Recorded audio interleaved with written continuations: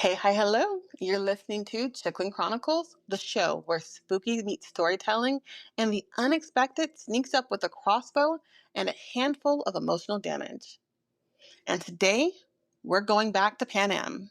Or more accurately, we're going back to before Katniss and before the haunting four-note whistle had us all emotionally compromised. I'm Courtney, your host, paranormal mystery author, and someone who looked at this new Hunger Game prequel with a healthy dose of side eye. Like, really. Another one? We just had the Ballad of Songbird and Snakes. We're doing this again? And there's potentially talk of another one after this? But, folks, I'm here to tell you Suzanne Collins pulled it off.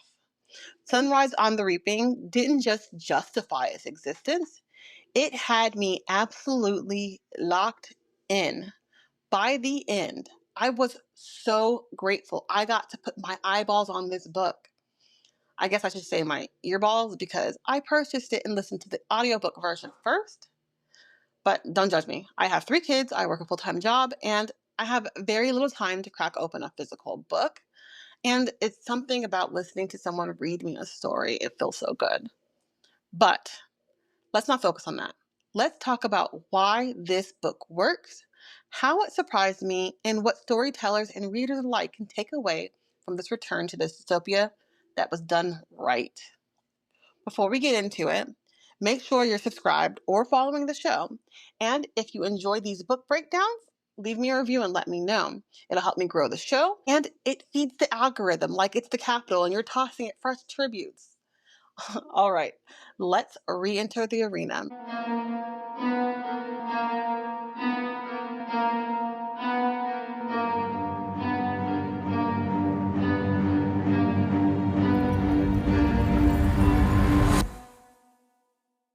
I am not going to lie. The skepticism was real. So, here's the thing. When I heard Suzanne Collins was releasing another prequel, my immediate reaction was, do we really need this? Again, we already got the Ballad of Songbirds and Snakes, which dove into President Snow's background. And whether or not you vibe with that book or the movie, it did feel like we were starting to scrape the corners of the Capitol's lore. So, when Sunrise of the Reaping came out, I was a bit skeptical. I was cautiously curious as well, but skeptical. I kept wondering, are we mining old ground here, or is there actually a story worth telling? I could remember that in previous installments, there were mentions of what happened during Haymitch's trial, and I didn't know what more could be told. But, spoiler alert, I was wrong. There was absolutely a story worth telling, and Collins tells it with her signature emotional depth, razor-sharp commentary, and that creeping dread that only she knows how to slow burn into a firestorm. You know what? Before we get too deep into the thorns and roses of the story, it's worth taking a beat to appreciate who Suzanne Collins actually is, because she just didn't appear out of some dystopian mist with mockingjays perched on her shoulders. Collins has a pretty fascinating trajectory that led her right to Panem's doorsteps. She actually started her career writing for children's television. Yep, she wrote on shows like Clarissa Explains It All and The Mystery Files of Shelby Woo. These aren't exactly places you'd expect to find the seeds of a dark gladiatorial society, but it makes sense when you think about it. Here, she learned to write tightly, to keep her young audiences hooked, and to balance humor with tension. These are all things that later made The Hunger Games so compulsively readable. It was during this time she also worked on more fantastical series like Generation O and Little Bear, which meant she was constantly flexing those storytelling muscles, building worlds even if they were far cuddlier than Panem. It wasn't until the early 2000s that she jumped into novels with her middle grade Underland Chronicles. This is a 5-book series that's kind of like Alice in Wonderland if it had rats with swords and a lot more of moral ambiguity. Honestly, it's worth checking out if you missed them growing up, and I have full plans to share them with my middle schooler. It's an attempt to get her to be interested in reading, but I'm willing to try anything. However, by the time Suzanne Collins wrote The Hunger Games in 2008, She was bringing decades of narrative experience, razor sharp pacing instincts, and a knack for character complexity, all of which set her up to drop us to a world was bleak but irresistibly human. So, when she circles back to this universe, like Sunrise on the Reaping, it's not just a cash in. It's someone who knows exactly how to build those intricate machines of tension and empathy. And then she winds up until your heart is in your throat. So, what's it about? There may be slight spoilers, so if you need to, pause this podcast, read the book, or listen to it if you're like me, then come back. I'll try to avoid spoilers as much as I can. So, Sunrise on the Reaping takes place during the 50th Hunger Game. Yes, you've done the math. It's the second quarter quell. If you remember, Haymitch Abernathy participated in this quarter quell. He is our grumpy mentor. Now remember, this game was brutal. There were twice the tributes, which means twice the trauma. But this isn't just a highlight reel of carnage. Collins gives us layers. We get insight into Haymitch not just as a tribute, but as a person. He's clever, guarded, compassionate in his own prickly way. We also get a front row seat to the Capitol's increasing hunger for spectacle. The ways the games have evolved, the darker creeping of what people are willing to watch, and what they're willing to justify. Through it all, Collins manages to weave in that deeply human thread. What does survival cost? What does resistance look like when the system is designed to crush your hope? Now, I'll be honest, the first few seconds didn't sway me. Like, I was like, this is just okay. But by the first 5 minutes, I was in, all in. The emotional beats hit hard. The writing was tight as always, and the world feels just as dangerous and relevant as ever. And Haymitch, this book lets him step out of that drunken mentor trope and become fully dimensional. He's flawed, resilient, strategic, and dare I say, heartbreakingly hopeful.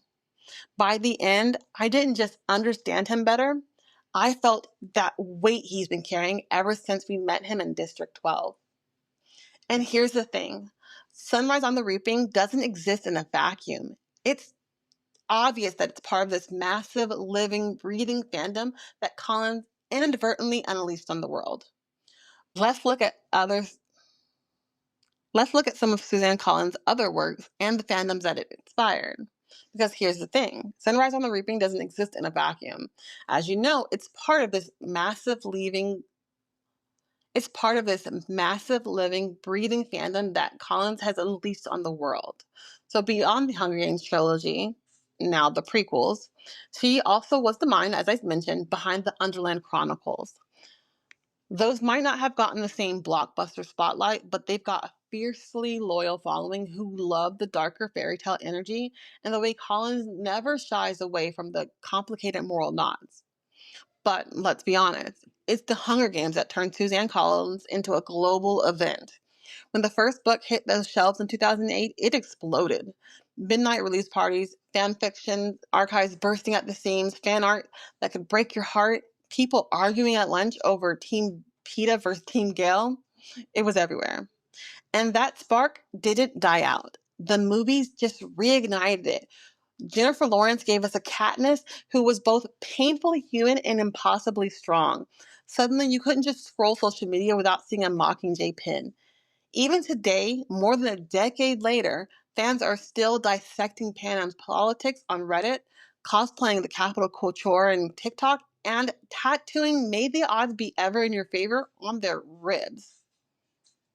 Now, with Sunrise on the Reaping already slated for its own film adaptation, the hype machine is heating right back up. Casting rumors are constantly swirling, and people are speculating how brutal they'll make the games. And longtime fans are preparing their hearts and hopefully their tissues for what's bound to be an emotional wrecking ball. It just goes to show you that Collins didn't just write a dystopian series, she built an entire cultural touchstone that keeps evolving. It's drawing in new generations and making people question power, survival, and sacrifice, a topic very real today. However, we're going to come to a segment where we ask, did this novel crawl or did it stall? And clearly the verdict, this prequel conquers. It didn't just crawl, it conquered. It was a potential where it could have stalled as a cash grab or a shallow Hunger Games, the high school years situation. But it didn't. It pushed the lore forward. It added emotional depth and proved that Collins still has sharp, necessary things to say. If you ever doubted the need for more Hunger Games stories, I get it. I was right there with you. But Sunrise on the Reaping earns its place in the canon. And it reminds us why dystopia works when it holds a mirror to power, pain, and resistance. So, let's switch lanes. Beyond just being entertained or traumatized in the best way, what can writers, i.e. me, learn from Suzanne Collins if we're out here trying to tell our own stories? For starters, she is a master of pacing. Collins doesn't waste your time. Every scene serves to push the plot or deepen our characters. Even her quiet moments, those small beats of humanity, a look, a hesitant laugh, they build pressure. So when the tension snaps, it really snaps.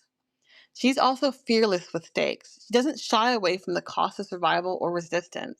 And it's not just physical danger, it's emotional risk, a moral compromise, the slow erosion of hope. Those layered stakes are what keeps readers clenched tight from chapter to chapter. And let's not overlook how she builds worlds through implication. Collins rarely infodumps. Instead, she shows us a capital citizen's offhand comment or a splurge of lavish food, and it instantly reveals the power imbalance and casual cruelty. Her world building feels organic because it's filtered through the character's lived experience and not just a list of facts. Finally, she writes characters who are deeply, stubbornly human. Katniss wasn't always likable, neither is Haymitch, but they're real. They're flawed, protective, selfish, but kind. And that contradiction makes them unforgettable.